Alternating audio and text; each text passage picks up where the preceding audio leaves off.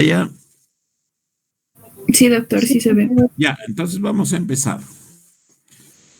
Entonces el tema que vamos a desarrollar ahora es un tema bastante importante por lo frecuente que es. Dentro de la urología femenina es el tema principal probablemente que se desarrolla, ¿no? Nosotros vamos a hacer dos clases de temas de urología femenina. El día de hoy vamos a hablar de incontinencia urinaria en la mujer y el próximo tema va a ser de fístulas en la mujer, ¿no? Fístulas urinarias. Adquiridas básicamente, ¿no? Porque también hay fístulas congénitas. Entonces, la incontinencia urinaria en la mujer es muy importante porque altera demasiado, perdón,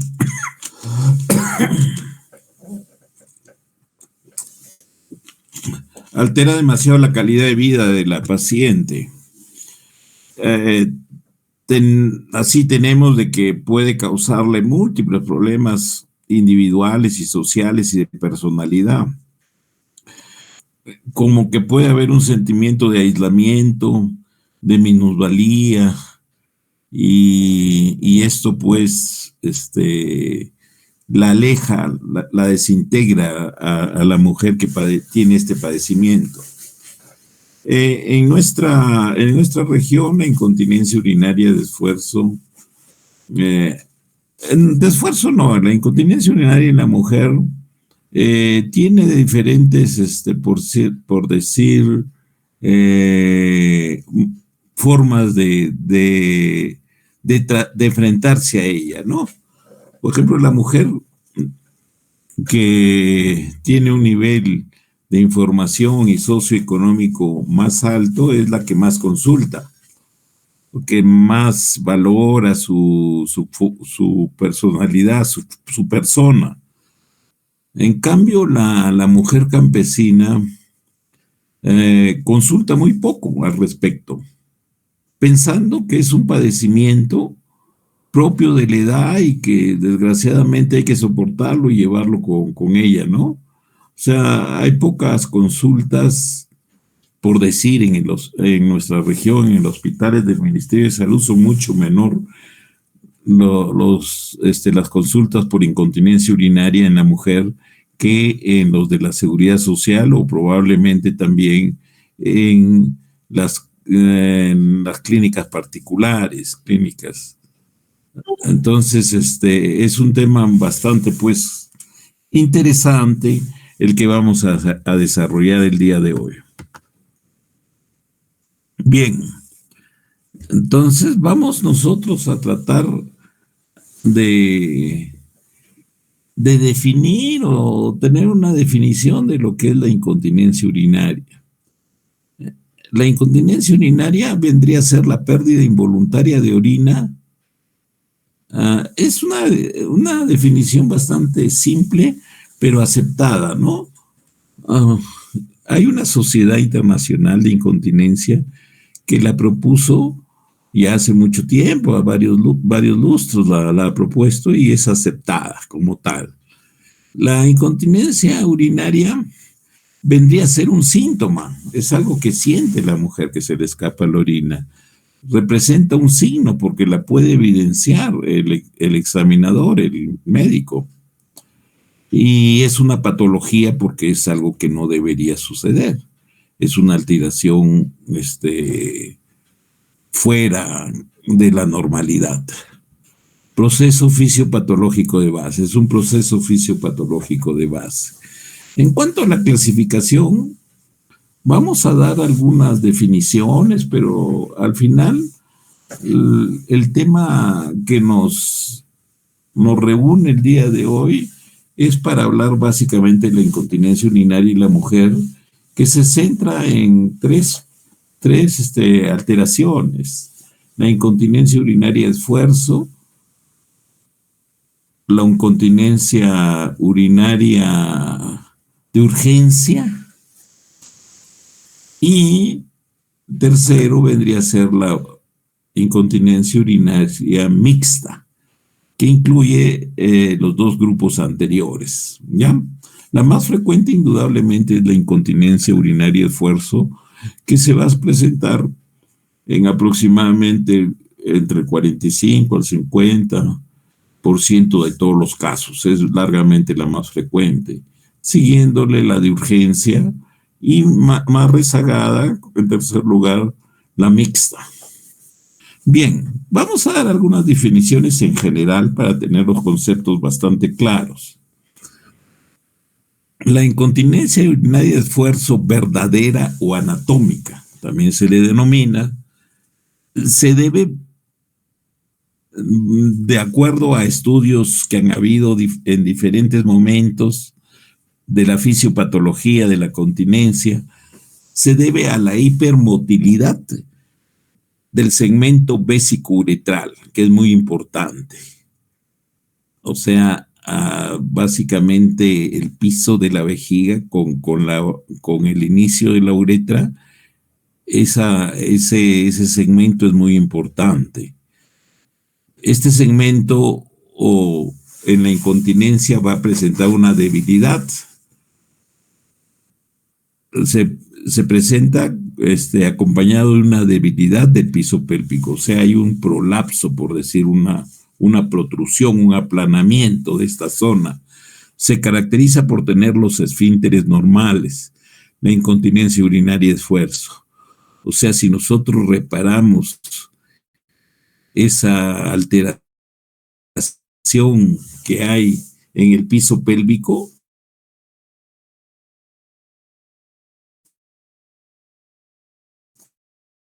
entonces, alteración anatómica que distorsiona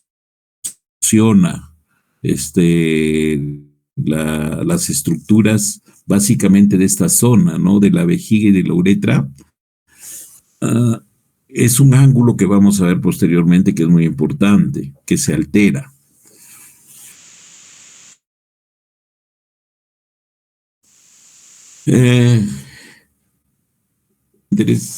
Normales,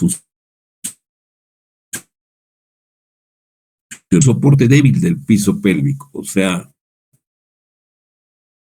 el piso pélvico cede y una anomalía anatómica se muestra con radiografías que pueden ser sagitales, donde se va a ver la alteración de esta zona vesicouretral.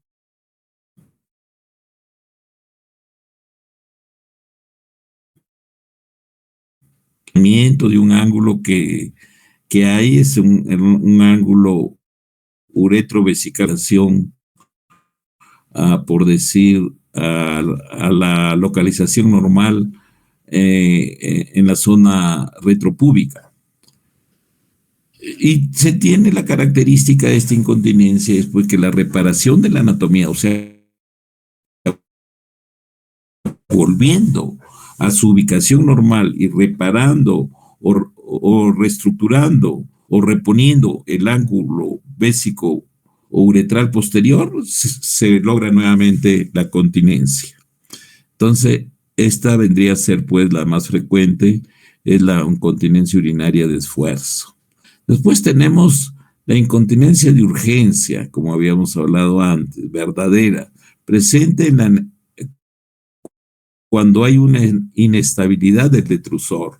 Los esfínteres igualmente son normales y la anatomía también es normal, o sea, la ubicación de esas estructuras están bien posicionadas y también es necesario para que se presente esta incontinencia de urgencia verdadera, es necesario que haya ausencia de hepático. Esta incontinencia de urgencia se caracteriza pues básicamente por la frecuencia urinaria aumentada asociada con urgencia para miccionar, o sea, a volúmenes relativamente pequeños. Ustedes saben que el primer reflejo de micción en el llenado de la vejiga en un adulto, hombre o mujer, se presenta a los 150 mililitros de contenido en la vejiga. Y este reflejo inicial puede ser inhibido por la persona, ¿no? Por el individuo, por la mujer. Puede, en este caso, por la mujer puede ser inhibido, porque esta patología también se presenta en varones. Antes se creían que era algo exclusivo de la mujer, pero no.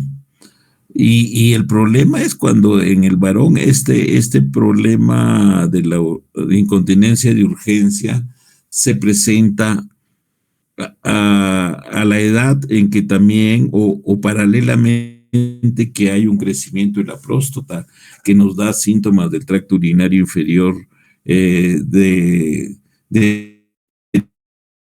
tipo de vaciado, o sea, o anteriormente llamadas obstructivos. Entonces ahí es donde se complica la cosa. Antes se creía que no existía tanto esto en el varón, que era algo exclusividad propio de la mujer. Entonces, ese es el concepto que hay que tener de esta incontinencia de urgencia. O sea, estas mujeres orinan muy seguido y si no van rápidamente a miccionar, van a tener pérdida o fuga de orina, porque es un deseo que les da de miccionar que no lo pueden inhibir.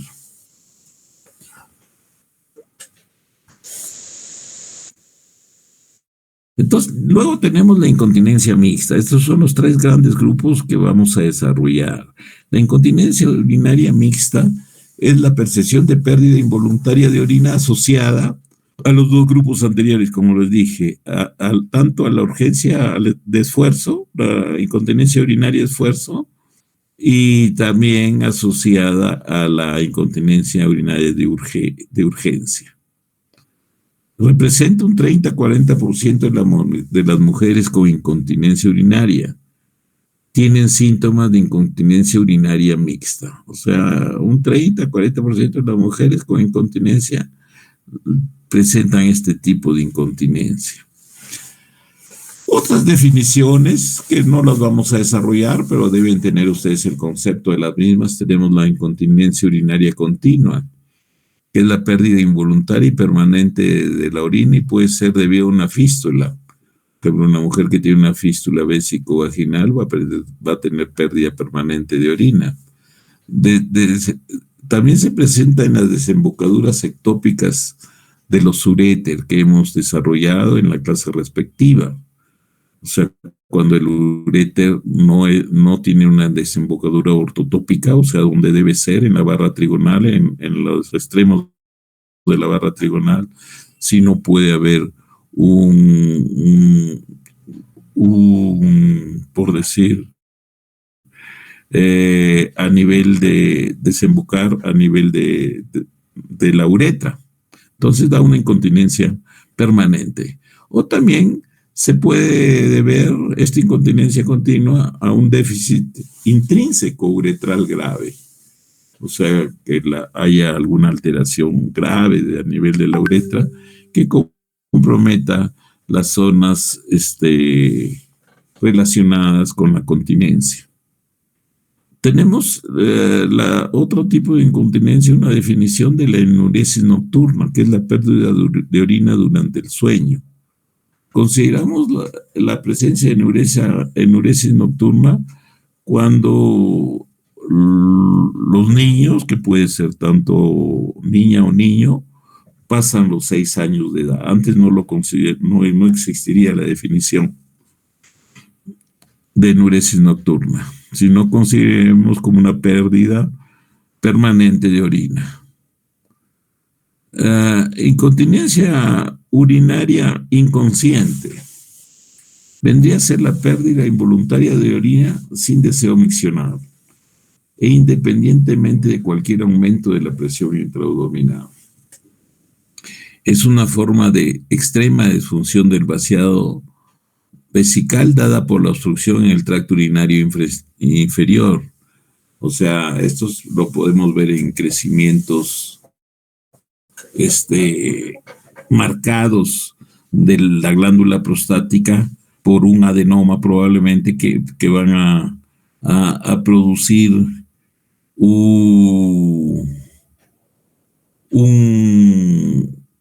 una retención crónica de orina con una alteración de las estructuras de la pared del detrusor y con un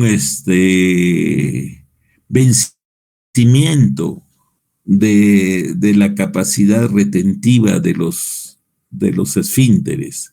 O sea, la presión intravesical es tan aumentada permanentemente, crónicamente, que ya vence a la capacidad contráctil de, del detrusor por las alteraciones de larga data que pueden tener a niveles de su pared y a nivel neurológico, que hace pues de que haya un goteo permanente, y sobre todo la característica es de que esto se presenta cuando es un problema obstructivo netamente. En el caso de la hiperplasia benigna de próstata se presenta en las noches, ¿no? El paciente en el día puede orinar cada 15 minutos, pero cuando ya agarra sueño, cuando duerme, ya no controla esto y moja la cama, no le da la sensación ya de orinar, sino que se le escapa.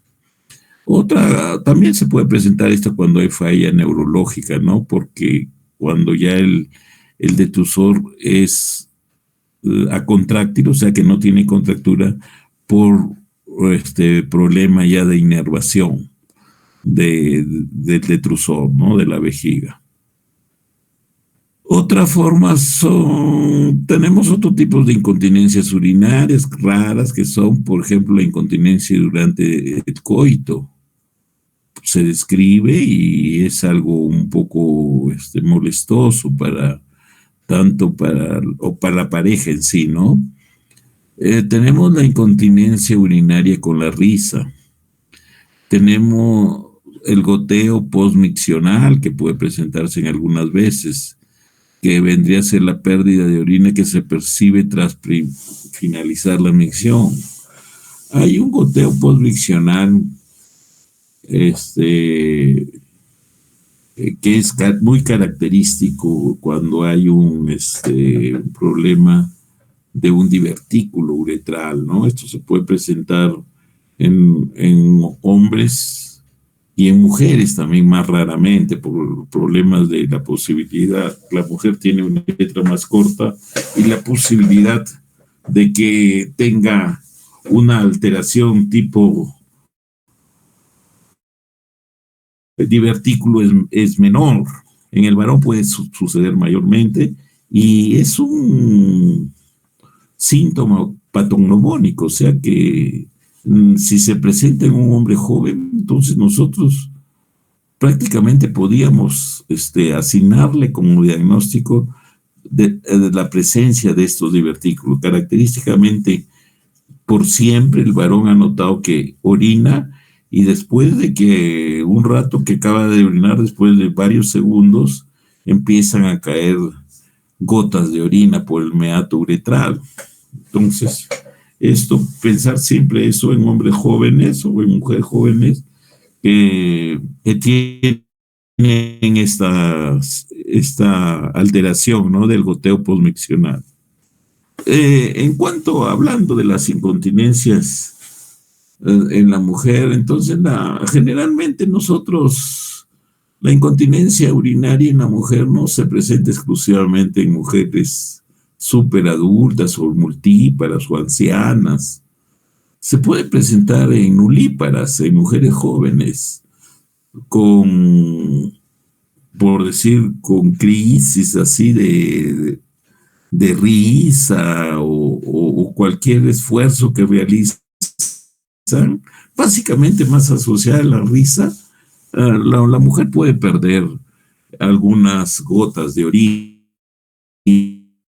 sin que esto represente una patología. Esto probablemente será esporádicamente y asumimos de que casi la totalidad de las mujeres en algún momento han tenido una pérdida de orina de este tipo sin que represente algún daño o algún diagnóstico específico.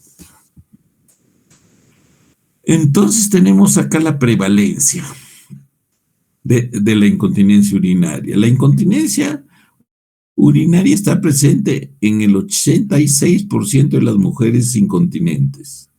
La incontinencia de esfuerzo, habíamos dicho que es la más frecuente, ¿no es cierto? Entonces la incontinencia urinaria de esfuerzo está presente en el 86% de las mujeres incontinentes, la gran mayoría, ¿no?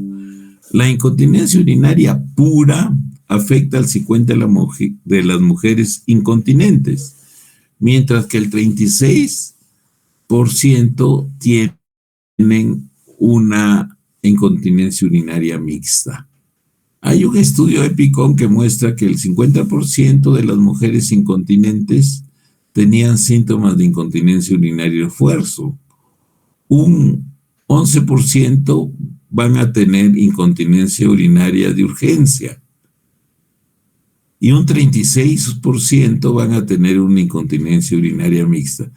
Que, según recuerdo, habíamos enunciado anteriormente estos últimos datos al revés. Habíamos considerado que la incontinencia de urgencia era la que seguía y que la mixta era la más infrecuente. No, es así como estamos viendo ahora. Entonces, la más frecuente es la incontinencia urinaria de esfuerzo, le sigue la mixta y al final está la de urgencia. Claro que en los últimos estudios la incontinencia urinaria de urgencia se le está diagnosticando mucho más, se le está considerando mucho más y alcanza probablemente unos porcentajes mayores cada vez. El porcentaje de mujeres incontinentes con incontinencia urinaria de esfuerzo alcanza un pico máximo alrededor de la quinta década.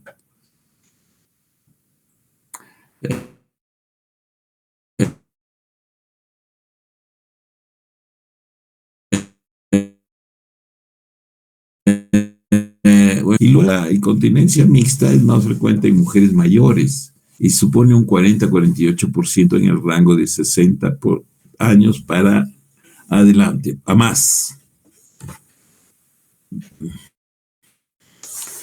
Hay ciertos factores de riesgo en general para la incontinencia urinaria, ¿no?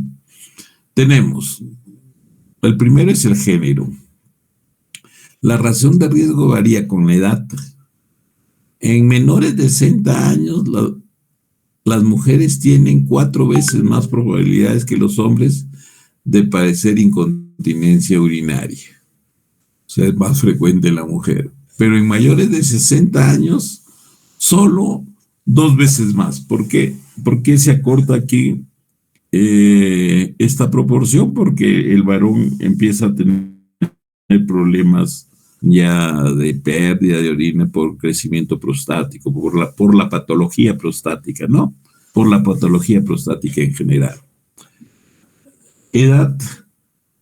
Entonces, la edad de la incontinencia urinaria, hay ciertos factores relacionados con la edad, ¿no? ¿Por qué con la edad, por decir, aumenta la frecuencia de la incontinencia urinaria? Porque hay ciertas alteraciones, como por ejemplo tenemos que hay una disminución del tejido elástico.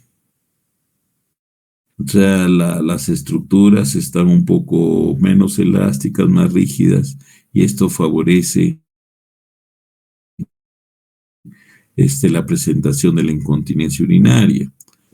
Hay atrofia celular, hay degeneración nerviosa, reducción del tono del músculo liso, hay hipoestrogenismo. Ustedes saben que hasta determinada edad hay producción estrogénica en la mujer. Después ya viene el hipoestrogenismo.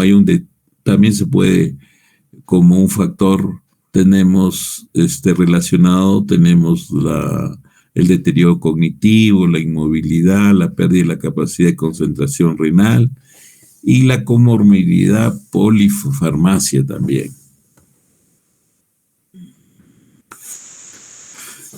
Tenemos en general otro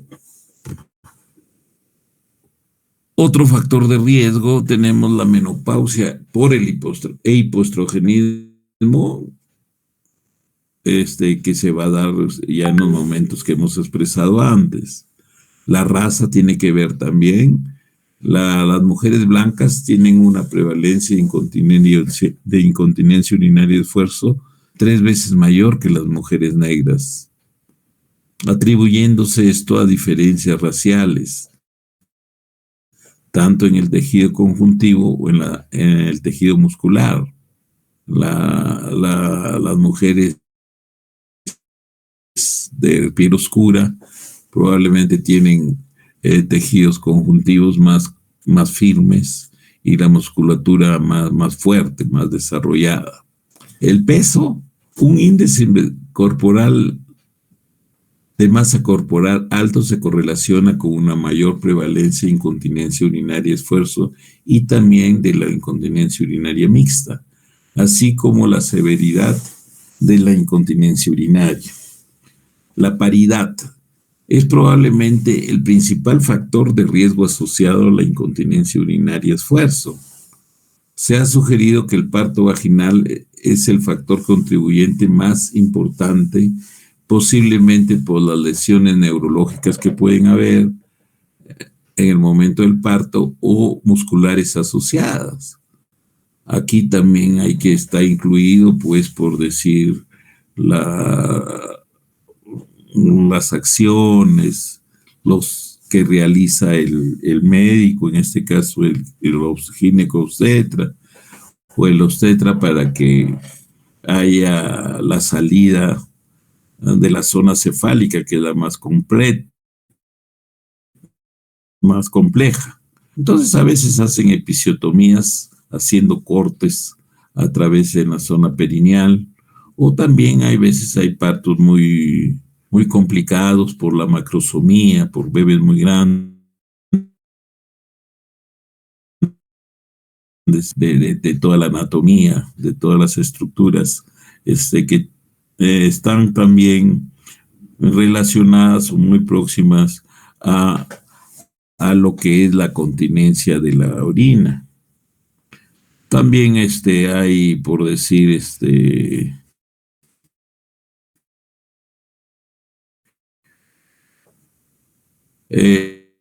el uso de algunos dispositivos. Usaban mal los forceps, pero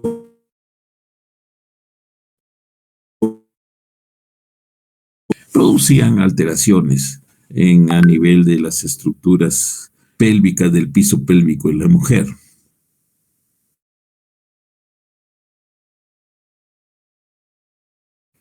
Publicó una asociación entre la histerectomía y la incontinencia urinaria a largo plazo. Es decir, muchos años tras la cirugía, sobre todo en las mujeres mayores de 60 años, en las que el riesgo de incontinencia se incrementaba hasta el 60%. Perdón, un ratito. Factores uroginecológicos son otros factores de riesgo. Los prolapsos de la pared vaginal y los órganos pélvicos, la debilidad de los músculos del suelo pelviano, la cirugía uroginecológica previa, el estreñimiento es un factor también bien asociado con la incontinencia urinaria, la cistitis y otras infecciones del tracto urinario son los factores uroginecológicos más importantes asociados a la incontinencia urinaria.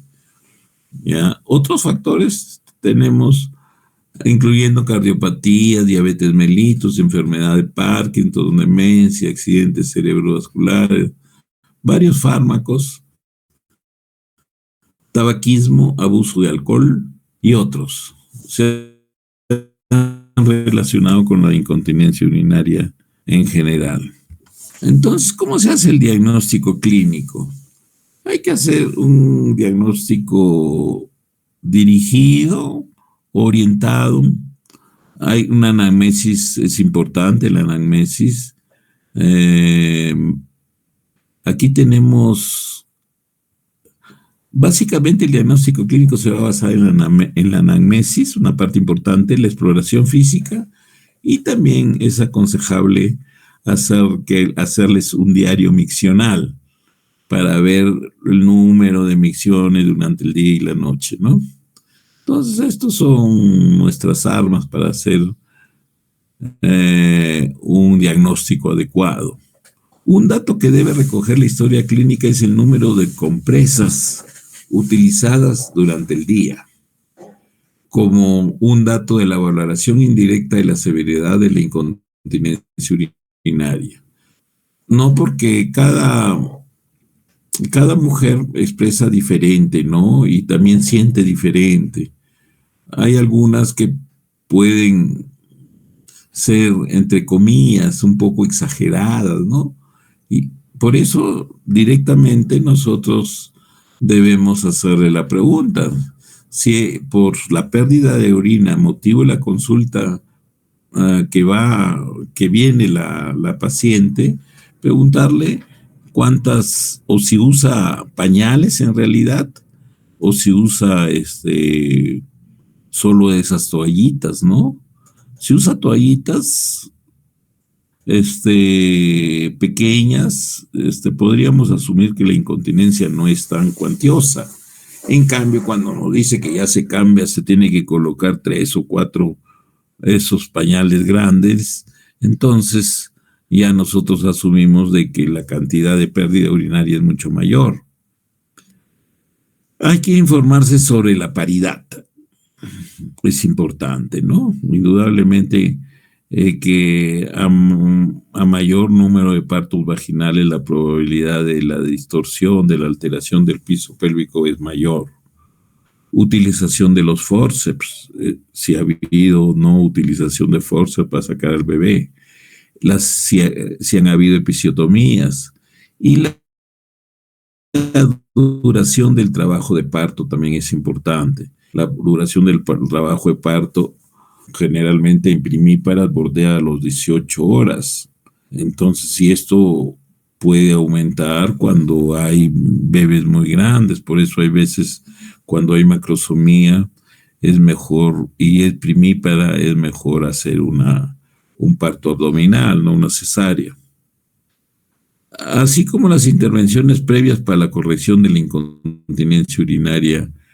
Entonces hay que preguntar eso, ¿no? Porque no es conveniente, pues, a una mujer que todavía tiene expectativas de tener más bebés, hacerle una corrección de un pequeño prolapso, un prolapso que puede estar con leve o pequeña incontinencia. No es conveniente hacerlo, pero algunas veces se realiza y después tiene otro trabajo de parto. Intervenciones abdominales y pélvicas también son importantes, enterarnos de qué tipo de intervenciones han sido estas. Deben reflejarse asimismo otros factores de riesgo. El sobrepeso es muy importante. Lo primero, en los casos de incontinencia en una mujer, es aconsejarle la pérdida de peso. El estreñimiento crónico hay que corregirlo. Es muy importante porque todos estos aumentan pues la presión que ejerce la cavidad abdominal sobre el piso pélvico. Y también hay fármacos que pueden contribuir a la incontinencia urinaria. El grado de hipermotilidad uretral se puede evaluar con el test del bastón, pero que es importante, si se puede realizar, se introduce una cadenita en la uretra y se evalúa el movimiento de este bastoncillo. Con la tos se le invita a toser y se ve si es positivo, si es superior a 30 grados. Evaluar el residuo postmiccional. Siempre realizar un urocultivo en estas pacientes. Aquí tenemos pues una incontinencia, una imagen, unas imágenes en que se ve la incontinencia urinaria. Es un examen físico de mujeres con incontinencia urinaria de esfuerzo. En la imagen A vamos a ver el test de tos o esfuerzo con vejiga capacidad. Nosotros le damos de beber líquido y que se llena en la vejiga. Por ecografía podemos evaluar que está bordeando los 300 mililitros. Ustedes saben que la capacidad normal de una vejiga en el adulto, en la mujer adulta es 380 mililitros. Entonces, cuando nosotros ya estamos bordeando 30 mililitros, 300 mililitros, le, el cálculo puede ser con ecografía, es bien fácil hacerlo. O si no, también clínicamente, cuando ya notamos que hay cierto globo vesical, entonces la mujer la colocaba en posición de litotomía y exponemos la zona del meato uretral y hacemos que haga un esfuerzo, que aumente la presión intraabdominal o que tosa. Y vamos a ver la fuga, ¿ya? Para mayor representación, en la imagen B se ve el mismo test, pero con azul de metileno para ver el chorro del escape de la fuga más claramente, ¿no? Para eso previamente tendríamos que haberle dado algún colorante, ¿no? Se puede también dar fenazopiridina, que es menos, por decir, en todo caso, mejor metabolizado que estos colorantes. O si no, se puede introducir, pero ya sería un proceso invasivo con una sonda, introducirle por una sonda uretrovesical, introducirle unos 300 mililitros de agua o cloruro de sodio con colorante para realizar el examen, ¿no? Yo creo que sin colorante fácilmente se ve la fuga que podría estar presentando la mujer al toser o a realizar alguna maniobra de Valsalva. Entonces hay pruebas diagnósticas que se realizan. Entonces el estudio urodinámico es una prueba pues ideal para hacer un diagnóstico más preciso de la incontinencia urinaria. Entonces hay que hacerle la flujometría, hay que hacerle estudios de la presión, de la función uretral, del perfil uretral, y eso lo hace un dispositivo que está incluido todo dentro del set del equipo de urodinamia. Nos mide todos estos valores y nos da un diagnóstico. El tratamiento médico. ¿Cuál es el tratamiento médico de la incontinencia urinaria? Hay medidas higiénico-dietéticas que debemos iniciar y aconsejamos nosotros que debe bajar de peso la mujer. Debe evitar esfuerzos intensos, ir al mercado y estar pues levantando grandes pesos, ¿no? Canastas, bolsas, llevarlas al carro a casa, ¿no? Con el carro a casa. Evitar el consumo de tabaco en forma crónica. Felizmente este hábito se está alejando un poco de las mujeres. Reducir el consumo de café, el té y el alcohol. Tratar el estreñimiento. El estreñimiento también es un factor de riesgo importante que hay que tratar de controlarlo.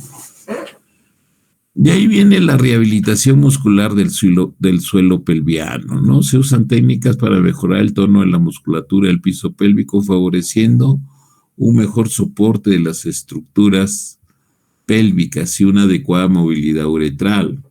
Estos ejercicios musculares son eficaces en la incontinencia urinaria y el esfuerzo de la mujer, ¿no? Ahí da muy buenos resultados.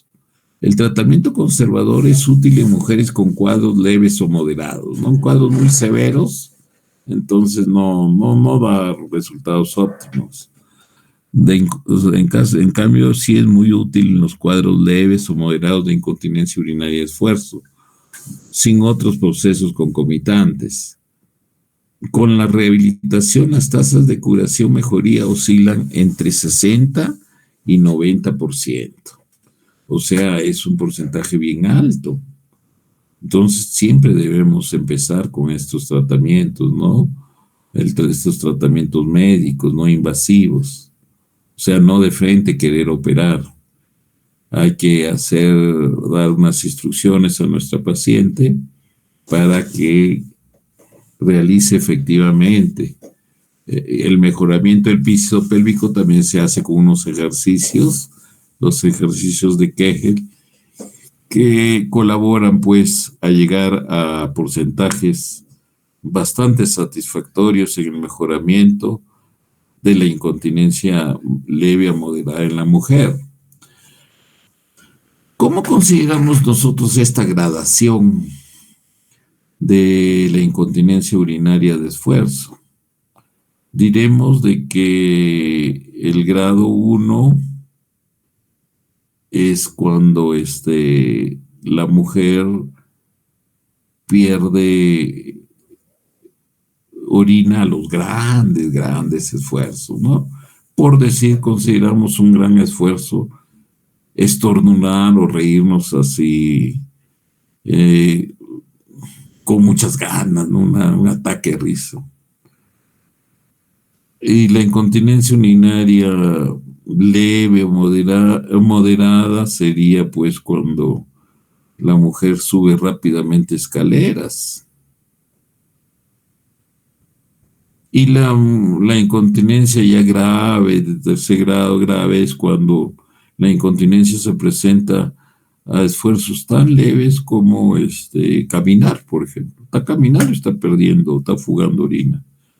Entonces, eso es una gradación que podemos nosotros tener en cuenta siempre, ¿no? O sea, no preocuparnos tanto de esas incontinencias a los grandes esfuerzos, como por decir estornudar, reírnos, ataques de risa, o cuando la mujer pues levanta en cada mano, levanta 25 kilos haciendo el mercado en cada mano, entonces ahí pues se le va a escapar un poco de orina. Aquí tenemos los ejercicios de Kegel. Entonces la flecha señala la ubicación de los músculos pubococcígeos que se deben ejercitar gracias a esta serie de ejercicios. Los ejercicios de Kegel se deben realizar con regularidad de 4 veces al día. Ya. Entonces acá tenemos más o menos los ejercicios de Kegel. Tenemos las estructuras comprometidas, la vejiga, la uretra, la vagina. Acá tenemos los músculos del piso pélvico, de la pelvis. Y un músculo muy importante es ¿no? Que se altera bastante en el trabajo de parto, que es el músculo elevador del ano. Es importantísimo, es un músculo fuerte que si nosotros lo estimulamos, puede mejorar mucho la incontinencia. Ahí tenemos el recto, etcétera. Entonces vendría a ser un corte sagital para ver la musculatura del piso pélvico, que es la que hay que desarrollar, hay que fortalecer con los ejercicios de Kegel. Entonces acá vamos a hablar algo de la fisiopatología, o sea, qué es lo que ha habido, qué estudios se han realizado, evolutivos, para tratar de explicar lo que es la presentación de la incontinencia urinaria. Sobre todo ya estamos dirigiéndonos a la incontinencia urinaria de esfuerzo. Tenemos que hay teorías que son importantes considerarlas. Tenemos la primera es la transmisión de presiones, la teoría de transmisión de presiones. Esto en la década del 60, en Hording postuló que la posición intraabdominal del cuello, de la vejiga y de la uretra proximal eran elementos necesarios para la adecuada transmisión de la presión intraabdominal a estos segmentos. Lo vamos a ver en un gráfico posteriormente. Además postuló la hipótesis de que el descenso de estos segmentos por debajo del diafragma urogenital los dejaría fuera del efecto protector de la transmisión de presiones, causando la incontinencia de esfuerzo. Esta teoría justifica la colposuspensión de Burch, que es una operación invasiva suprapúbica que levanta pues la pared vaginal anterior y restituye la posición adecuada de ese ángulo que habíamos hablado importante, el ángulo uretrovesical inferior, lo levanta, entonces lo restituye a su posición adecuada y se recobra la continencia por cuestión de presiones. Es una buena alternativa terapéutica que restablece la posición del cuello vesical y de la uretra proximal, ¿ya? Entonces, esa sería la primera teoría. Y después salió, porque ya otra teoría integral de la continencia, que es probablemente una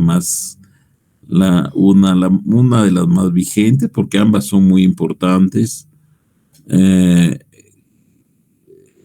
descrita por Petros y Umstein en la década de los 90, posterior ha sido ya a fines del siglo pasado. Reportaron un estudio vectorial de las presiones que determinan los fenómenos de continencia y micción, así como las estructuras involucradas en estos procesos. Definen a la uretra media con un soporte facial, muscular y vaginal, a lo que llaman zona de elasticidad crítica, como la estructura responsable de la continencia de esfuerzos, y proponen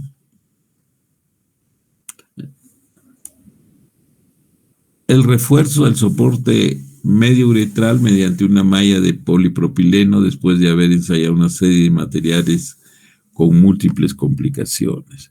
Entonces aquí vean ustedes el gráfico, ¿no? Esta es la primera teoría en que para que haya una adecuada continencia tiene que haber pues una ubicación adecuada de la uretra y del cuello vesical para que las presiones intraabdominales ayuden a la continencia. Miren cómo las presiones intraabdominales van a hacer de que haya una continencia por acción dentro del cuello, porque hay dos esfínteres en la mujer. A veces, antes se creía que había uno que estaba en el cuello vesical, pero después se ha visto que a nivel de la uretra media hay otro esfínter que tiene las funciones esfinterianas. Entonces, si no está distorsionado este piso pélvico, entonces las fuerzas intraabdominales van, por decir, a ser efectivas al cerrar bien la uretra y el cuello vesical, ¿ya?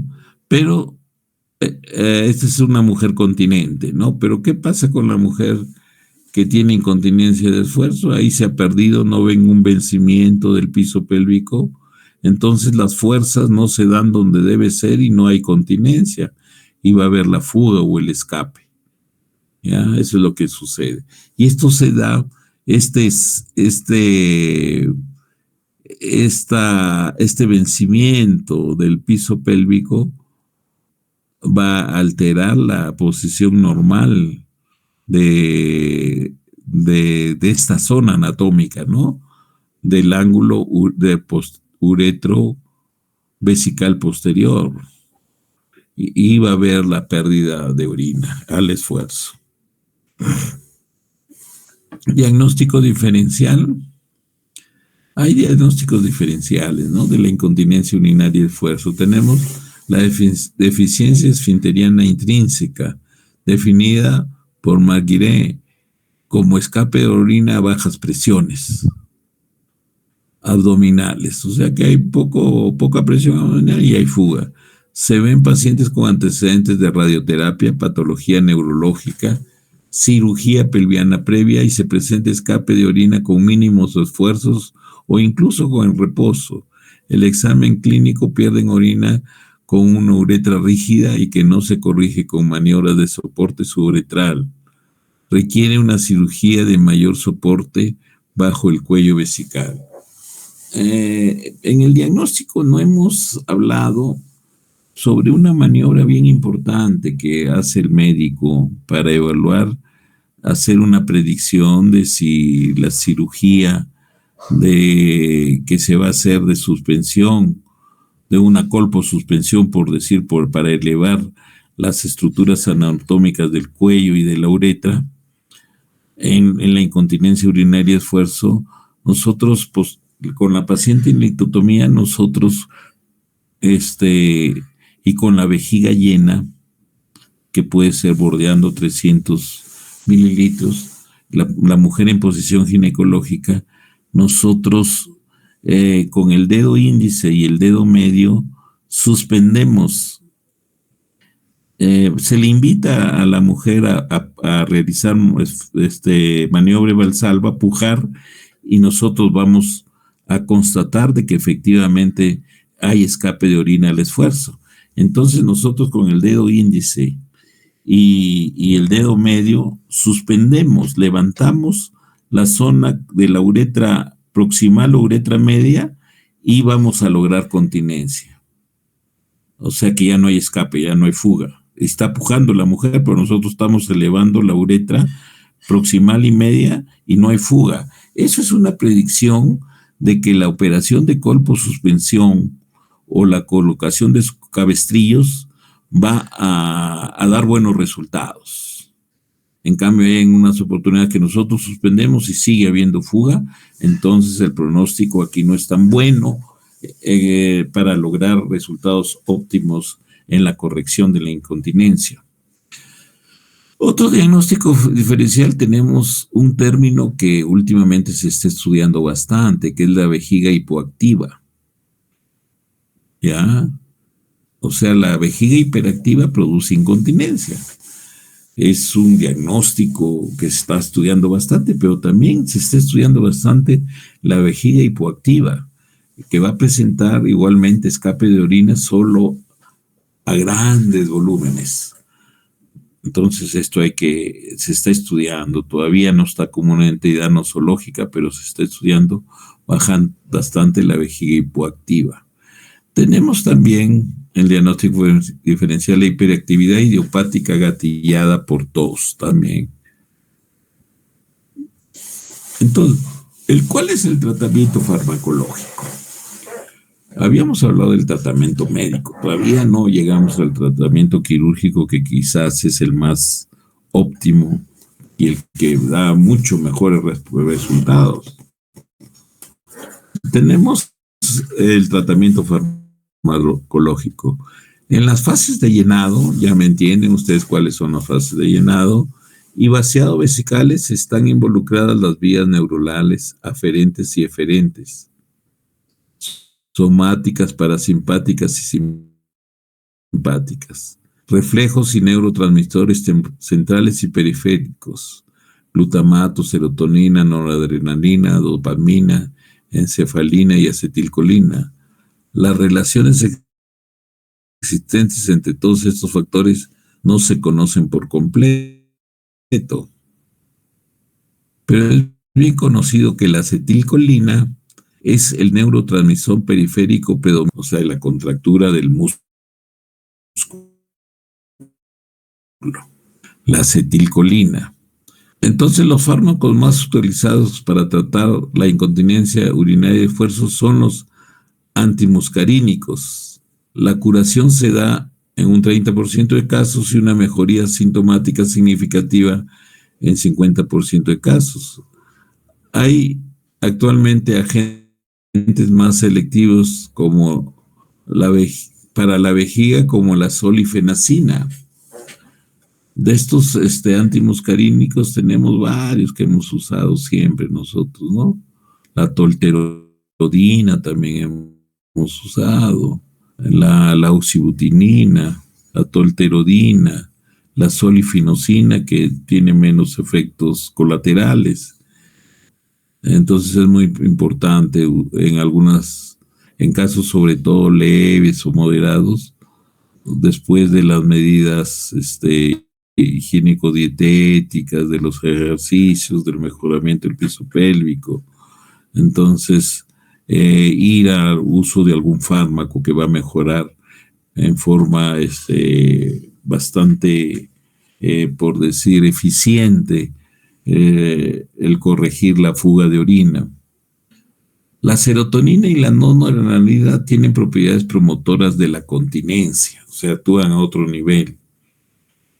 O sea, no sedando a la vejiga, sino a nivel, más bien a nivel de la contractura de las zonas esfinterianas o comprometidas con la continencia. Por eso está en fase de implementación el uso de inhibidores selectivos de la recaptación de ambos como una mejoría de hasta 60% de la incontinencia. Ejemplo, la duloxetina, que tiene un efecto colateral importante que son las náuseas.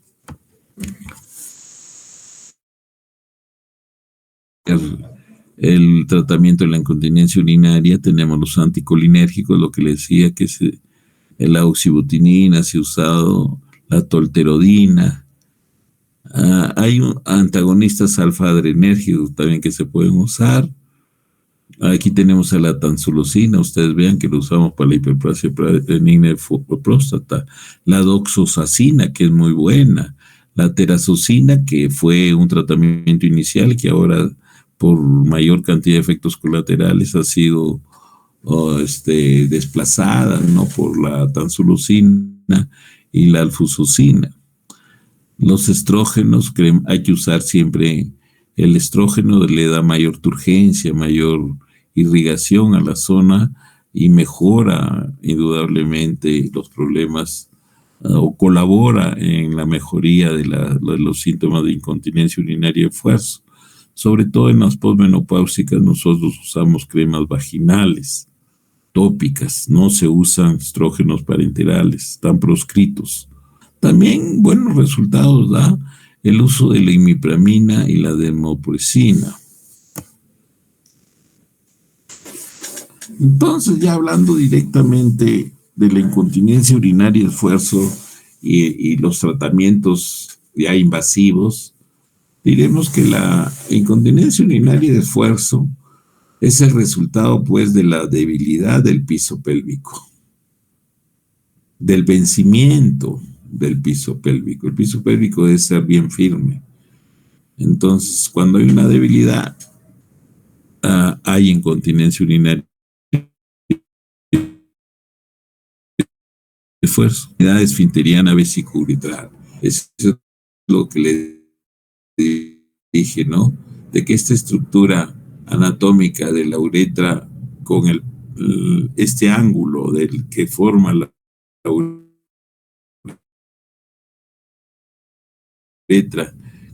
con el vertical posterior es muy importante, su ubicación para lograr para que haya una buena continencia. Entonces, rebasando la anatomía, se encuentra en la incontinencia urinaria de esfuerzo una hipermotilidad, o sea, se mueve demasiado, está vencido el piso pélvico. O hay un descenso en la posición del segmento vesicouretral posterior. El ángulo vesicouretral posterior es considerado como un factor clave para señalar la presencia de incontinencia anatómica de esfuerzo.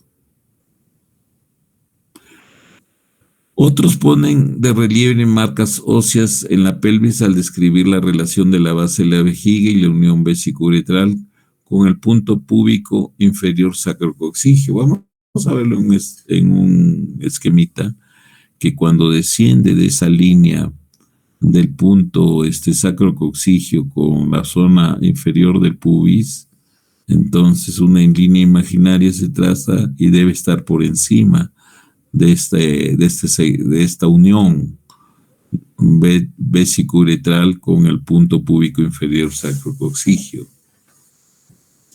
La alteración anatómica se puede mostrar con una cistografía lateral con un catéter uretral colocado con la finalidad de definir claramente el segmento vesicouretral. Normalmente la unión vesicouretral se localiza frente al tercio inferior del hueso púbico y debe moverse, se mueve normalmente con valsalva de 0,5 a 1,5 centímetros. al hacer algún esfuerzo, afecta, a ver, perdón, al hacer un esfuerzo debe movilizarse entre medio centímetro a centímetro y medio, no más. ¿Ya? Eso hay que tener en consideración. Entonces, esta continencia de urinaria de esfuerzo afecta a más del 20% de las mujeres en Estados Unidos. La prevalencia en aumento por el envejecimiento de la población se presenta cuando hay una fuga involuntaria de orina al toser, reír, estornudar o realizar actividad física. Estamos repitiendo algunos considerandos para reafirmar lo que es la incontinencia urinaria de esfuerzo. Hay tratamientos no quirúrgicos poco eficaces y tratamientos quirúrgicos que dan buenos resultados. O sea, los tratamientos no quirúrgicos para la incontinencia urinaria de esfuerzo severa va a dar unos resultados malos, ¿no? Por eso ahí en esos casos es preferible, haciendo un buen diagnóstico, acceder rápido a un tratamiento quirúrgico, donde los resultados van a ser muy buenos. Los tratamientos incluyen la colocación de eslingas. Las eslingas vienen a ser,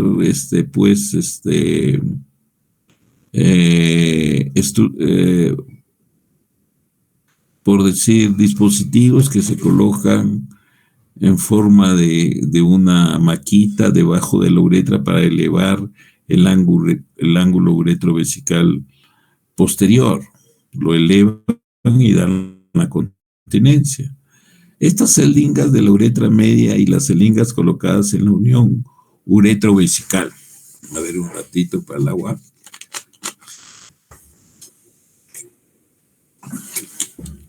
Gracias. La uretropexia retropúbica es muy buena. La uretropexia retropúbica es una cirugía invasiva. Hay que hacer una apertura en la zona suprapúbica y ir y movilizar las estructuras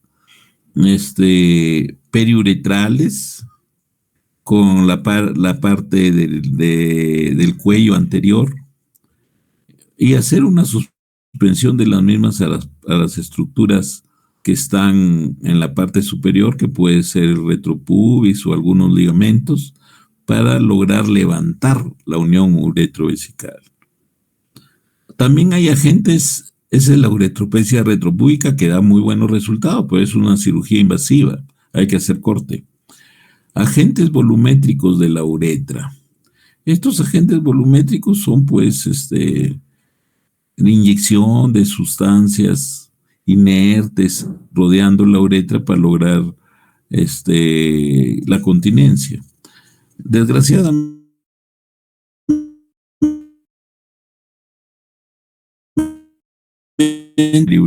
todas esas sustancias dan un mejoramiento temporal, no son tratamientos definitivos, por la movilización de esas estructuras, ¿no?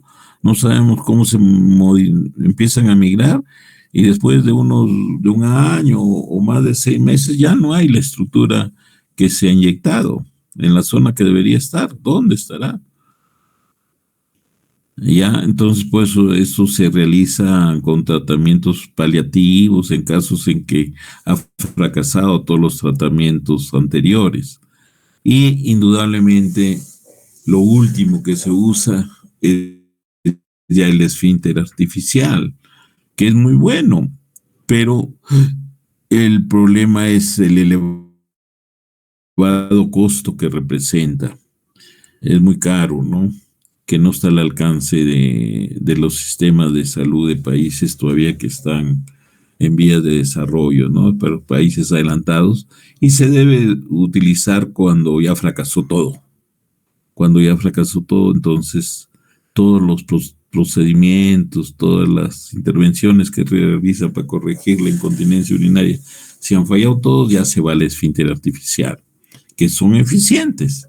Alguna vez nosotros para incontinencia de la mujer no hemos colocado, pero sí en la incontinencia del hombre por post-prostatectomías, que son raras, pero en alguna oportunidad hemos colocado acá en el Cusco y increíblemente con adquisición del Seguro Integral de Salud. Demoró un tiempo, pero lo hicieron.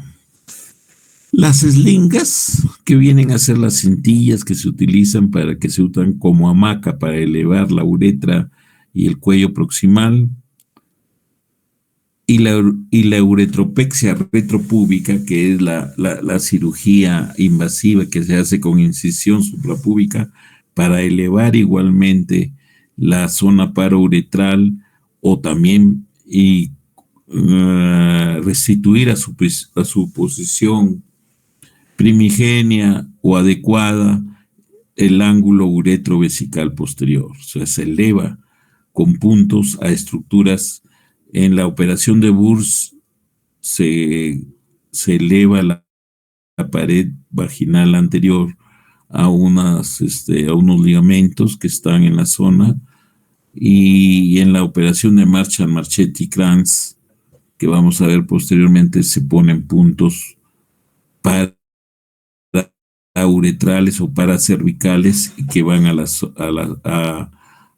ser levantados y fijados a nivel del pubis, del hueso púbico. Se pone punto a nivel del hueso y se le fija a ese nivel para elevar esas estructuras importantes que habíamos dicho que son el ángulo uretrovesical posterior.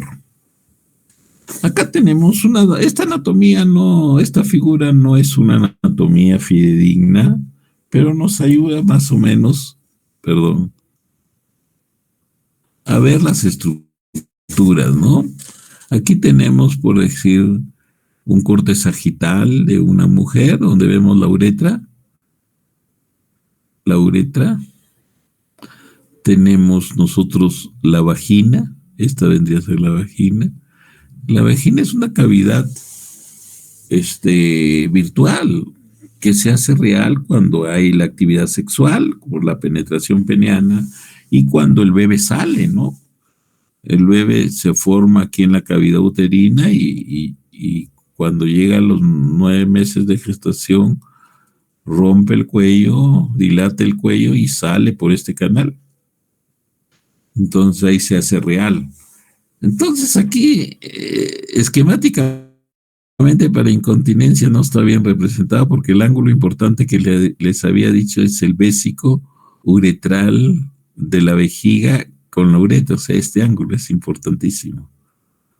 Aquí está medio aplanado, debe tener muy próximo a 90, 100 grados este ángulo para que haya una buena continencia. Cuando se aplana, como en este caso que está más o menos aplanado, más bien hay pérdida de orina, ¿ya? Acá tenemos, miren, la proximidad nosotros de estas estructuras en la mujer. Tenemos la vejiga y ahí está el útero, y acá la vagina, la uretra. Son estructuras muy próximas que tienen que ver con la continencia. Acá tenemos el introito vaginal, ¿no? Tenemos la uretra, la pared vaginal anterior. Acá todavía hay el himen, los labios menores, labios mayores. Los labios mayores están más afuera. Entonces, la incontinencia urinaria, van ustedes a ver, sobre todo cuando lleven el curso de ginecobstetricia, que este introito vaginal, normalmente la pared vaginal anterior, que es esta, no debe protruir.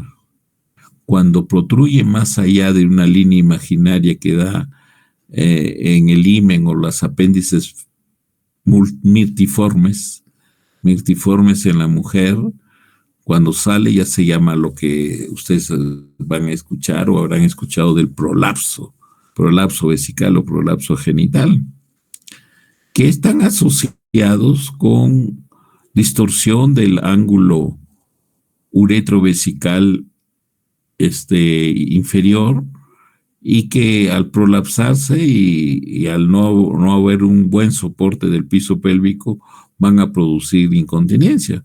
Por eso hay una operación que se hace vía vaginal, la operación de Kelly que se hace, imagínense ustedes, desde el fines del siglo XIX.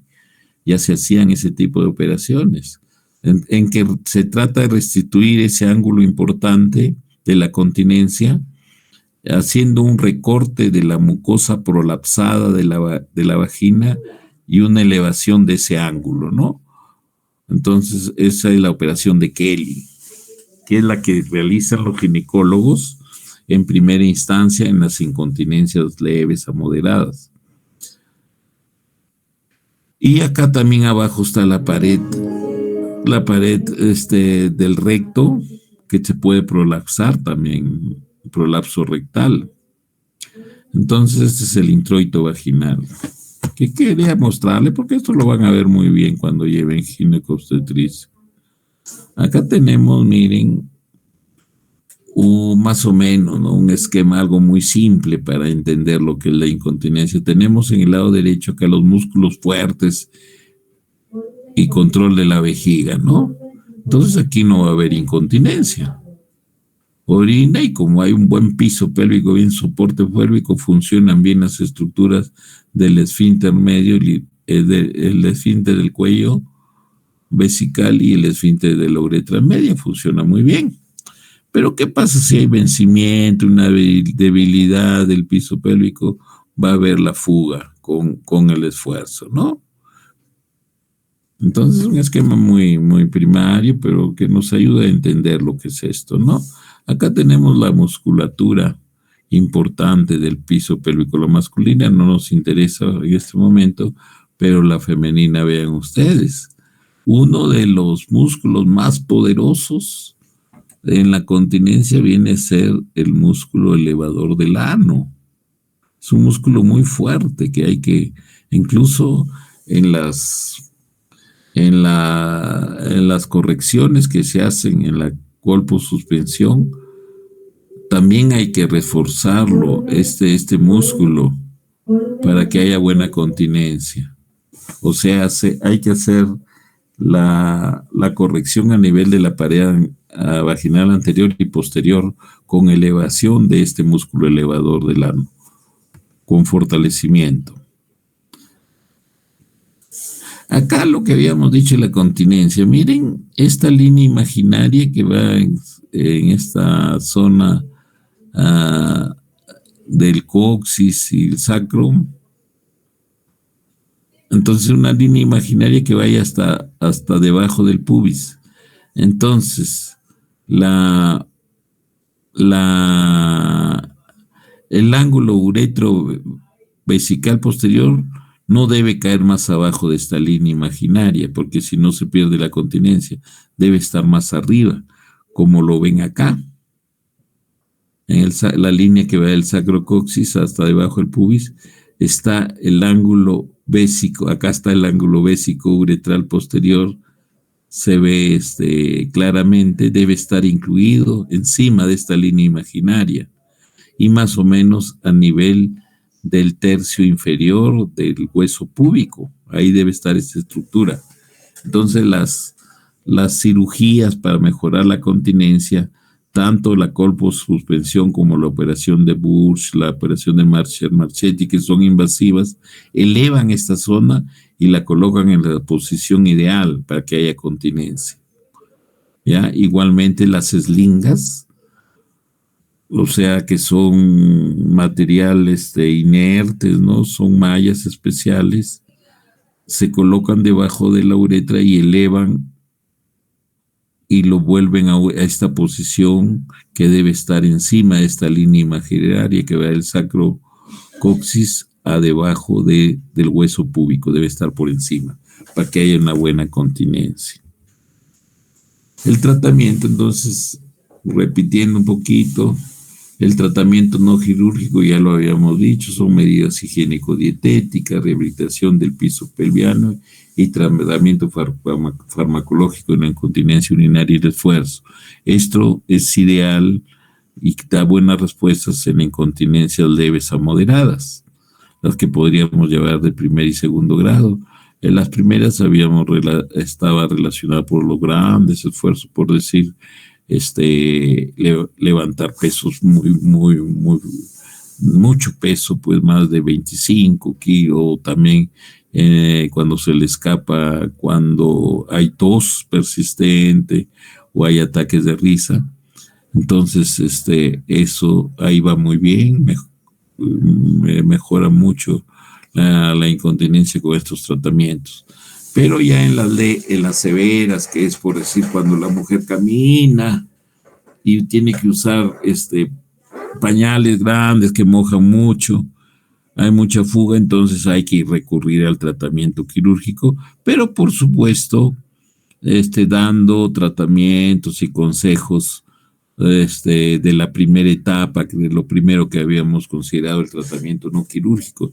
Siempre es necesario no ir de frente al tratamiento quirúrgico, sino aconsejarle y hacerles de que tengan conciencia de su enfermedad, que la obesidad favorece eso, la tos, el estreñimiento, todo lo que habíamos referido anteriormente. El tratamiento quirúrgico se necesita hacer principalmente la suspensión y el sostén apropiado del segmento vésico-uretral. Ya entienden ustedes qué es esto. Hacia una posición normal, ya lo entienden, lo hemos visto en los gráficos. En la incontinencia urinaria de esfuerzo verdadero, el mecanismo esfinteriano está intacto. Esto hay que tener presente, ¿no? Pero su eficiencia está deteriorada debido a la movilidad excesiva en la posición anormal que está. Una vez que se ha restablecido la posición, el mecanismo esfinteriano habitualmente recobra su función. Las técnicas para restablecer la posición normal y para proporcionar un sostén adecuado pueden ser hechas por vía vaginal o por vía suprapúbica. Entonces aquí vamos a hablar de las slingas retropúbicas mínimamente invasivas de la uretra media, y son 3 principales, ¿no?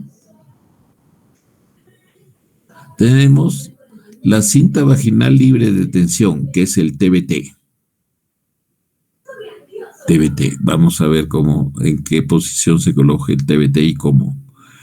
La cinta vaginal transobturatriz libre de tensión, que es el TBT-O, obturatriz, o llamado también TOT de frente, TOT.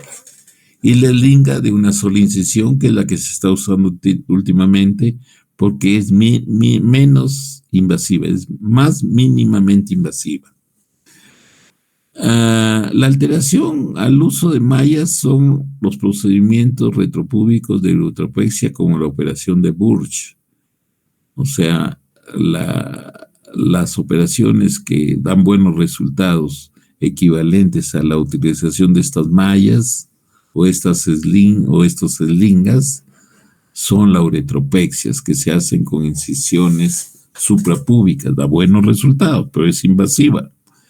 Los agentes volumétricos, ¿se acuerdan? De la uretra son útiles en uretras fijas que no pueden operarse. O sea, que ya la zona, ese piso pélvico ha sido probablemente ya trabajado con operaciones previas y está muy rígido y no va a haber unos buenos resultados. Entonces, en este caso, se pueden usar, o también en caso de falla de otros procedimientos previos contra la incontinencia, se puede usar. Como le digo, el tratamiento es temporal, no es definitivo. Los esfínteres artificiales deberían considerarse como una operación de último recurso. Entonces tenemos las operaciones convencionales, antiguas, de cirugía invasiva. Tenemos la vía suprapúbica, tenemos la operación de Marchand-Marcetti-Kranz, que la describió el año 1949, en donde nosotros fijamos el tejido periuretral a la cara posterior de la sínfisis del pubis. O sea, con la aguja se coge tejido parauretral y se junta con con el hueso púbico, con la sínfisis del pubis. Se fija un punto. Generalmente se puede usar material no reabsorbible, o también briquiril es muy bueno, un briquiril hueso o un ácido poliglicólico, en cada lado. Se coge tejido para uretral de un lado y de otro y se fija detrás del pubis al hueso mismo. Esa es la operación de Marshall-Marchetti-Kranz.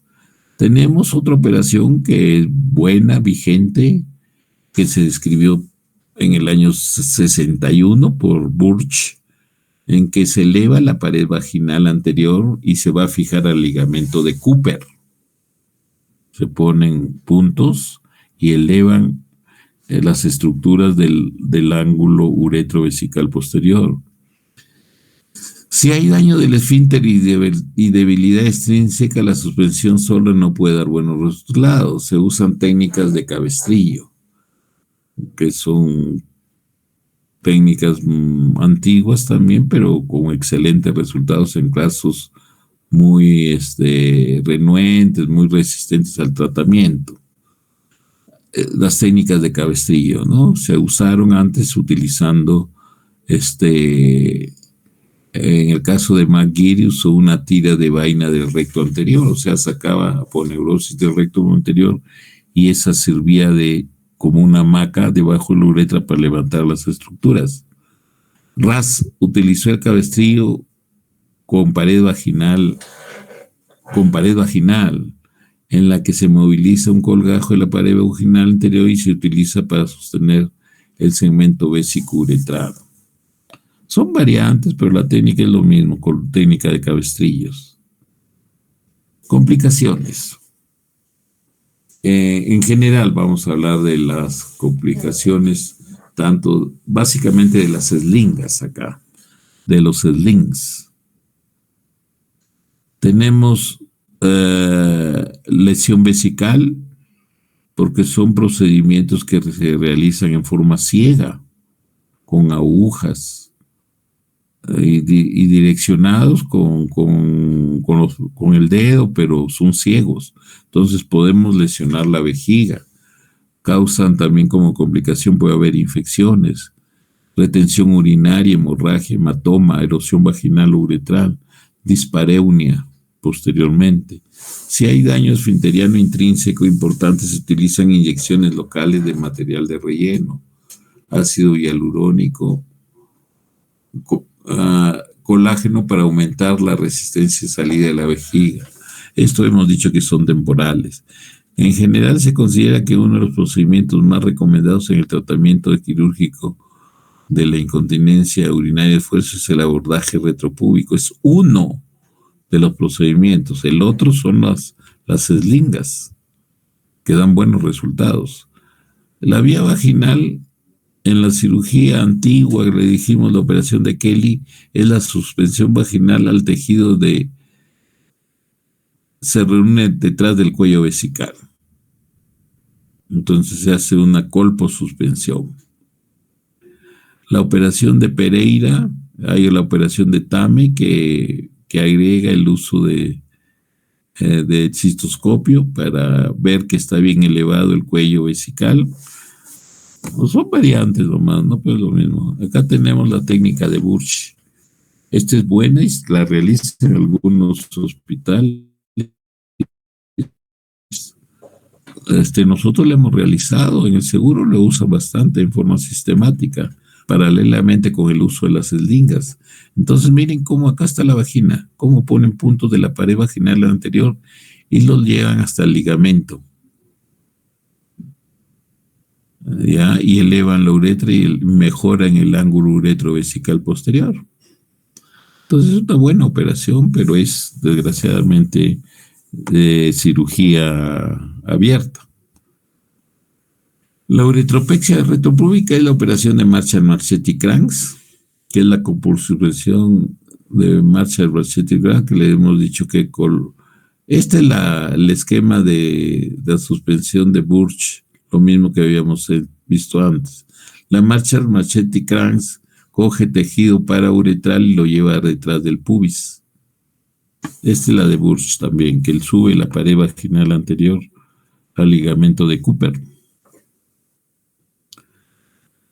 Técnica de Pereira, se apertura y se pasa una agujita, una incisión en la zona suprapúbica y se hace la suspensión de la uretra y del cuello a través de una apertura previa digitalmente. Entonces acá tenemos los dispositivos que se usan para colocar las slingas, o sea, las mallitas, las mallas, las famosas mallas o slings o slingas. Entonces, esto en que estas mallas querían usarse para todo. Miren acá una malla que cubría toda la pared vaginal anterior y levantaba todo.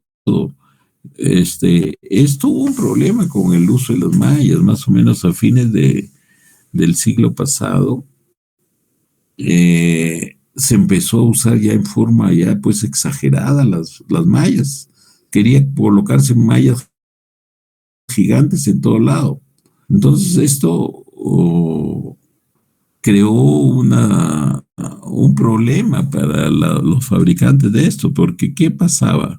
Como fueron aprobados por la FDA al inicio, o sea, por la entidad que da permisos para los fármacos y para la colocación de dispositivos médicos en Estados Unidos.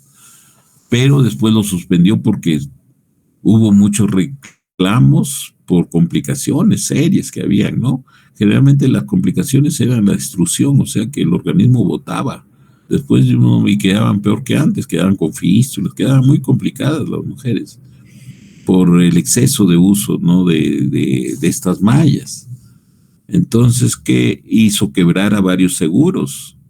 Las demandas eran multimillonarias. Entonces, la FDA, ¿qué tuvo que hacer? Suspender el uso de mallas.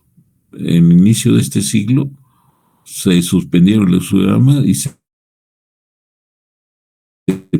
empezó a retomar más o menos a partir de 2010, 2012,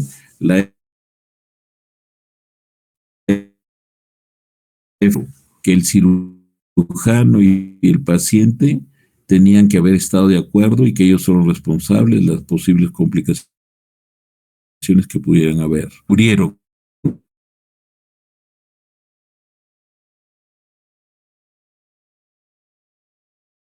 Eso así abierto para el uso de mallas, tiene que haber una responsabilidad compartida de quien acepta, firma el consentimiento informado y el cirujano. Pero indudablemente los resultados son muy buenos ahora y las complicaciones son menores porque ya no se está exagerando en el uso de mallas. Ven ustedes ahí como las cintitas que se usan son más pequeñas y son suficientes para levantar bien las estructuras que queremos nosotros movilizar a su posición ideal.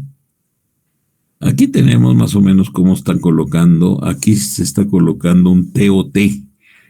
O sea, se usan estos dispositivos y son ciegos. Hay que hacer una pequeña incisión a nivel de la uretra media y se va a buscar el obturador, se jala el sling, la mallita, y para ambos lados y se levanta sin hacer tracción. No es necesario hacer tracción, sino nomás se tracciona la cinta y a nivel del corte no se fija ninguna estructura, sino se corta, a ambos lados se corta y se deja ahí. Eso es suficiente para lograr una buena... Hay unos kits en que se hace la suspensión y se pasa una tijerita de Metzenbaum que debe quedar levemente ajustada. Entonces esos kits ya se aprenden cuando uno adquiere estos dispositivos, ¿no? Siempre hay operaciones demostrativas y videos donde uno aprende estas técnicas. Pueden haber indudablemente complicaciones, que tenemos la retención urinaria, que quieren suspender mucho y se retiene la orina. Puede quedar con disuria, sangrado retropúbico y hematoma pélvico, atrapamiento de algún nerviecito, de algún nervio, y puede haber dolor prolongado, dispareunia puede haber posteriormente también. Las inyecciones de colágeno periuretral, miren, antes de la inyección, por supuesto, aquí había una rigidez de estas estructuras y pérdida de orina permanente o incontinencia urinaria de esfuerzo marcada. Entonces se hacen inyecciones de estas sustancias inertes y vamos a cerrar la uretra y hay continencia. Esto es temporal, como habíamos dicho. Acá tenemos ya lo que es el esfínter artificial, que es lo último que se debe hacer. Hay un dispositivo para accionar y provocar la apertura y que salga la orina. Y después de un tiempo se vuelve a accionar y se cierra. ¿Ya? O sea, una acción apertura el esfínter y otro lo cierra. Esto generalmente, estos dispositivos pueden permanecer en el organismo de 10 años, bordeando 10 años. Entonces acá tenemos el sling, mire qué bonita imagen, el sling TBT. O sea, se coloca la mallita debajo de la uretra proximal y del cuello y se eleva, salen. Se puede hacer una pequeña incisión, pero la mayoría de veces no es necesario, sino que se pierde, sale con una aguja por acá y se corta. No se hace ese kit que le dije que se pasa una tijerita de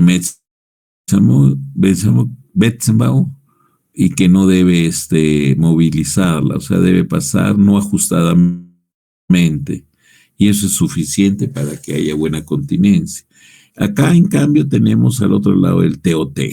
Esta va detrás del pubis, miren, va hacia la zona del pubis.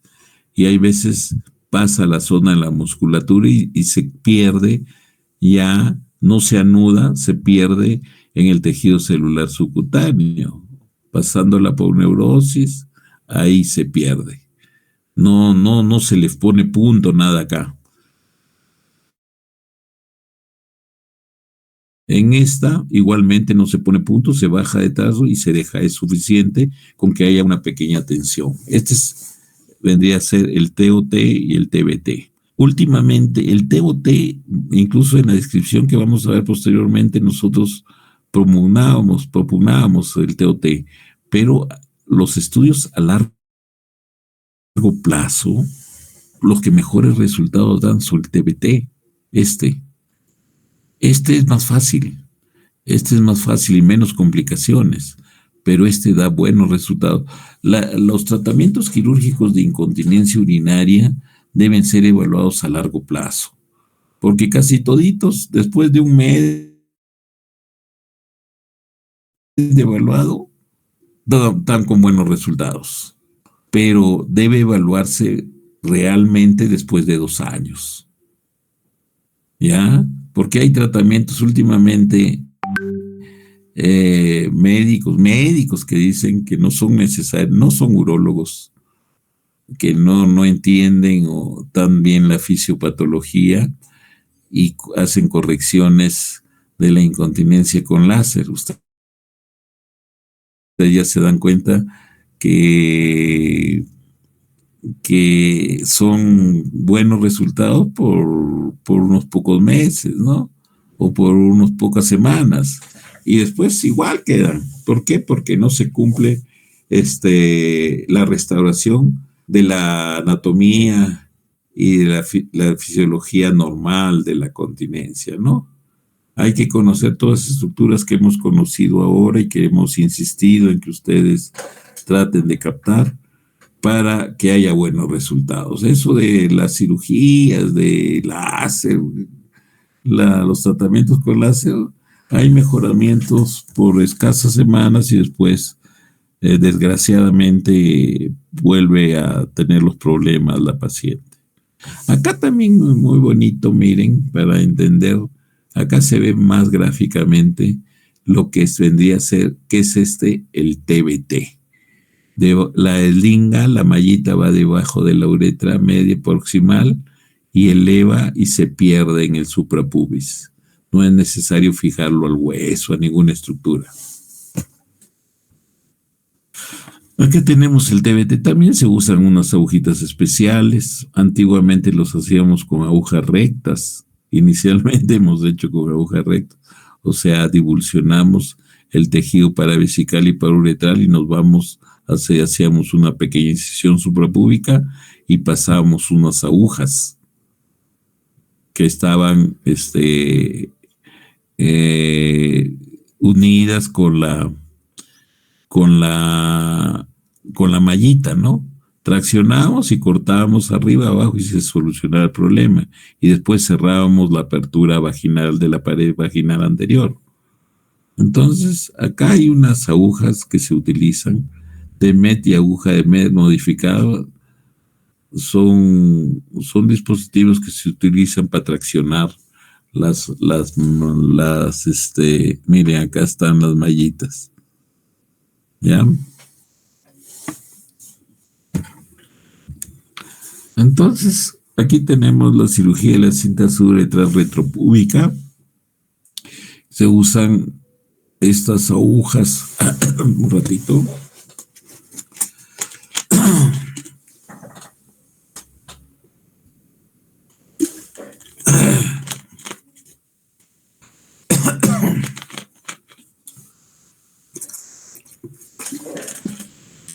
Se usan estos dispositivos, estas agujas que son más largas y tienen menos curvatura y que van a salir por la zona púbica, ¿no?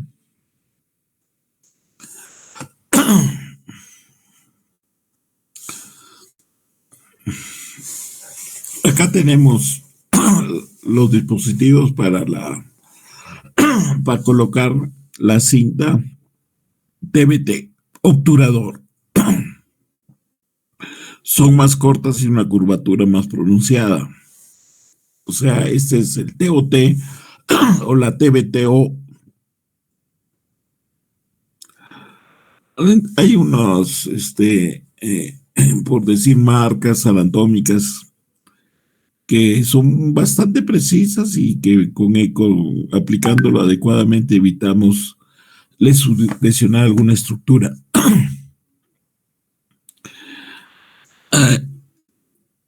Ahí se ve igualmente, ¿no? Esta es la tijerita que usamos para que no se ajuste demasiado. Acá tenemos la TV obturador, que es la que más se realiza porque es menos traumática y de más fácil curva de aprendimiento más corto. Rápidamente uno viendo y haciendo unas 6 veces ya es más o menos la probabilidad de evitar tener complicaciones es alta. La obturador. Entonces acá es lo que propugnábamos nosotros antes, pero ahora con todos los trabajos que están saliendo a largo plazo, la TOT está un poquito menos efectiva que la TBT. La TOT constituye pues una técnica muy eficaz para el tratamiento de la incontinencia urinaria esfuerzo, asociado no a un trastorno del piso pélvico. Es una técnica reglada que requiere conocimiento anatómico de la región obturatriz. Es un hueco que hay que tener conocimiento radiológico y anatómico, así clínico, y entrenamiento en cirugía vaginal. Es reproducible por las diferentes enfermedades del piso pélvico.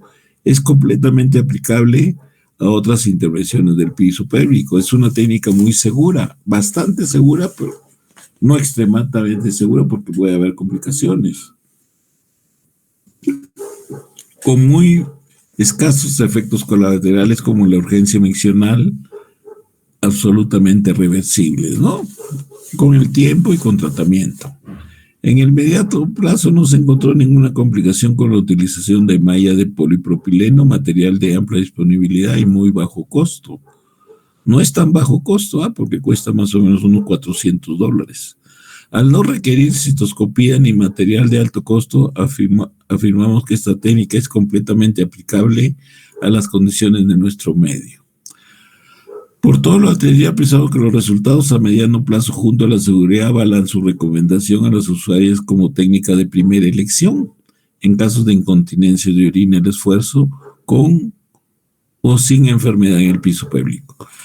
Algo así como somos tajantes acá, podríamos ser tajantes en decir que la TBT debe usarse como primera elección para las mixtas, para la incontinencia urinaria esfuerzo más urgencia. Es la que mejores resultados da a largo plazo.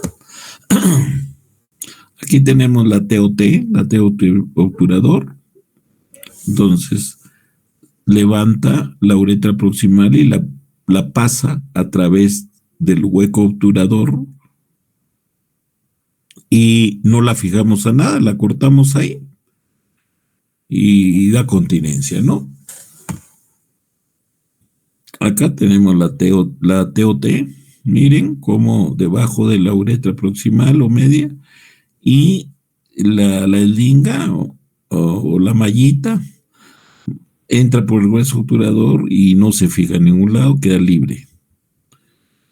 Acá tenemos ambas, miren, la TBT va debajo de la uretra y se pierde en el retropubis. Y la otra no se va hasta el retropubis, sino que se pierde en los obturadores, en los huecos obturadores. Ambas se colocan con unos dispositivos previamente diseñados por las empresas fabricantes que facilitan el procedimiento, ¿no? Porque hacerlo sin esas agujas es más complicado. Como le digo, antes usábamos agujas rectas y la divulsión era digital muy traumática. Entonces acá lo mismo, para que vean la TBT. La TBT acá va detrás del pubis, se pierde ahí, y la otra va a los obturadores. Bien, es lo mismo básicamente. La TOT, ahí están los dispositivos, la aguja curva de Safiret T, que es para los obturadores, es más corta, la que va a la zona púbica, suprapúbica, es más larga. Entonces ahí está cómo se coloca la agujita y cómo se tracciona la malla para ambos lados, ¿no? Y luego se logra una tensión adecuada. Entonces, se puede hacer, en algún momento esto se hacía en consulta externa, o sea, en ambientes de cirugía menor. Pero como hubo un tiempo de un silencio en la colocación de estas mallas, ahora uno toma las máximas precauciones al realizarlas, ¿no? Entonces, ahí está cómo se apertura, ahí están las zonas por donde va a salir la mallita. Sale, se corta y no se fija nada. Entonces la continencia urinaria mixta hay que estudiarla más y los que mejores resultados son la TBT. Antiguamente lo hacíamos, estas mallitas, como no había mallas, sacábamos nosotros aponerosis de los rectos anteriores y se hacían las suspensiones, las estillas suspensoras, los cabestrillos. Esto se ha hecho y daba buenos resultados porque no había rechazo al tejido propio, ¿no? Ahí está cómo se sacaba la fascia de los rectos, se aperturaba la zona vaginal, se divulsionaba la uretra y se hacía con tijeras y con pulpejo de dedos, se hacía camino para llevarlo a la zona suprapúbica. Miren. Y ahí se jalaba, ya cuando se hacía la incisión arriba, con una pinza se jalaba la aponeurosis y hacía como cabestrillo, se colocaba, incluso la llegábamos a fijar nosotros, pero después se vio de que no es necesario fijarlo. Muchas gracias. Entonces, Eso es lo que teníamos que hablar el día de hoy. Un tema bastante bonito, y hemos sido un poco redundantes en todo eso para que le agarren la idea a este problema de la incontinencia urinaria de esfuerzo. Muy bien, entonces ya estamos fuera de hora.